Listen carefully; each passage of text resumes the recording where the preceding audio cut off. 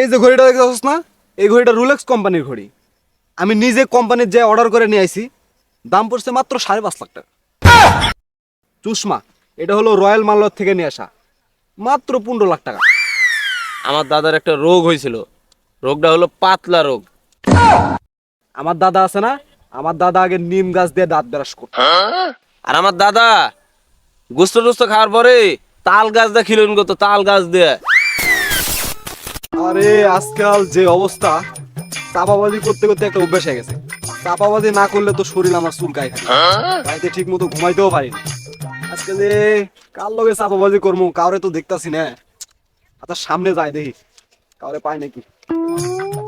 শরীর খালি চুলকাইতেছে রে। শালা প্রতিদিন চাপা মারতে মারতে এখন আর চাপা না মারলে পেটের ভাত হজমই হয় না। আজকে সকাল থেকে ঘুরতেছি, কাউরে তো পাই না। কার লগে আজকে চাপা মারবো, দেখি কার লগে চাপা মারা যায়, কি করা যায়, কি করা যায়।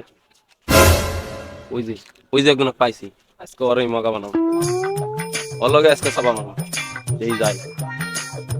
আরে বন্ধু, কবে এলি তুই? আরে বন্ধু, আইছি তো রাত্রে বেলা, কিন্তু কাউরে তো বিশ্রাম পাইতাছি না, সব গেছে কই। কি কস? আরে পাইবি থেকে সব শালা তো বিয়ে শাদী করে বইয়ের আচল তলে লুকায় রয়েছে। হ্যাঁ কি কস তুই? সবাই বিয়ে করে আলাইছে? হ্যাঁ, সবাই বিয়ে করছে। তো তোর কি অবস্থা, তুইও করেছিস নাকি বিয়ে শাদী? আরে না, বিয়ের সাথে এখনো করি নাই, দেরি আছে অনেক। কি রে দোস্ত, তোর তো গেটআপই আলাদা, পায়ে জুতা, হাতে ঘড়ি, আবার চুলে স্টাইলে করছোস। কি রে, তুই ঢাকায় যে কি চাকরি করোস, একটু শুনি দেখি। আছি এক ফ্যাক্টরিতে, জিএম পদে, 5 লাখ টাকা বেতন দেয়। সাথে একটা প্রাইভেট কার দিছে, আর একটা ফ্ল্যাট দিছে, আর মনে কর থাকা খাওয়া তো সব ফ্রি। কি কস তুই? 5 লাখ টাকা বেতন পাস, আবার একটা প্রাইভেট কার দিছে, থাকা খাওয়া ফ্রি। দোস্ত, যা শুনছস সবই সত্য। আমার লাগে চাপা মারে, চাপা মারার আর জায়গা পাই না। শালা তুই তো জানোস না, আমি তো ছোট বড় চাপা বাস। দোস্ত, কিছু কইলি নাকি? আরে না, আয় একটু বসি, একটু গল্প সল্প করি। অনেকদিন পরে আলি। অনেকদিন পরে দেখা হইলো, ল একটু বসে গল্প করি। দোস্ত, আমি যে কোম্পানির চাকরি করি, মাসে যে 5 লাখ টাকা বেতন পাই, ওই টাকা মনে কর আমার ছুঁয়াই দেখা লাগে না। আর আমার যে এক্সট্রা ইনকাম, এই এক্সট্রা ইনকাম তো আমি খরচ করে শেষ করে পারি না। তোর কি কম? এই যে ঘড়িটা দেখতেছস না, এই ঘড়িটা রোলেক্স কোম্পানির ঘড়ি। আমি নিজে কোম্পানির যে অর্ডার করে নিয়ে আইছি, দাম পড়ছে মাত্র 5.5 লাখ টাকা। আর দোস্ত, জুতার কথা তোরে কি বলবো, এই জুতাটা কিছুদিন আগে অ্যাডিডাস কোম্পানিতে গেছিলাম, যে ওখানে অর্ডার দিয়ে বানাই নিয়ে আইছি। এই জুতার দাম মাত্র 3.5 লাখ টাকা। আর মার্কেটে যেগুলো জুতা দেখোস না, ওগুলো জুতা আমার পছন্দই হয় না। আরে দোস্ত, তোর তো আরেকটা জিনিস দেখাতে আমি ভুলেই গেছি। এই যে সানগ্লাস, ও সানগ্লাস করলে তো আবার তুই চিনবি না, চুষমা। এটা হলো রয়্যাল মাল্লার থেকে নিয়ে আসা, মাত্র 15 লাখ টাকা। এই যে দেখ। শালা চাপা মারতে চাইলাম আমি, দেখি উই আমার উপর উল্টা চাপা মারে। খাড়া, চাপা কিভাবে মারতে হয় দেখ। দোস্ত, আমার কথা আর কি কমু, আমার দাদার যদি আগের সয় সম্পত্তি থাকতো, তোর মতো 500-600 জন এক চাকরি তো আমার কোনো ব্যাপারই ছিল না। কিন্তু দুঃখের বিষয়, আমার দাদার একটা রোগ হয়েছিল, রোগটা হলো পাতলা রোগ, যেটার কারণে চিকিৎসা করতে করতে সব বেঁচে কিনে শেষ। কিন্তু তারপরেও আমার দাদা বাঁচাবার পারেনি।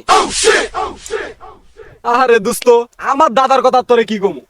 আমার দাদার এই যে আশেপাশে যা সম্পত্তি দেখতে পাচ্ছ না, এটা সবই আমার দাদার ছিল।